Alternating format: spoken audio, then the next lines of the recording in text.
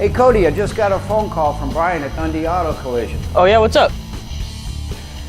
So Brian, over at Dundee Auto Collision? Yeah. You know, he's great work over there. He does, Guy. I mean, yeah. they're miracle workers over there on newer vehicles. Yeah, he's a good guy too. Oh, he's a great guy.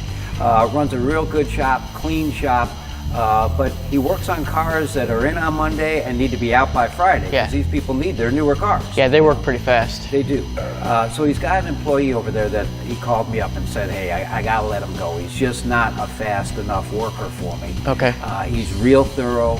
Was wondering whether we needed a guy here. And Yeah. I said, yeah. I said, can you send him on over? He's like, well, he goes, he's got a couple of personal issues. Everybody, guys, always got something going right, on. yeah, they always seem to have Yeah. something. I mean, the exception to the rule is the guys we have. Yeah. You know, they've been with us for years and years. Right, and right. so there are good body men We out just hit there. the gold mine is what we did. They hit the gold Yeah, mine. yeah. So anyways, this guy's supposed to call me next week.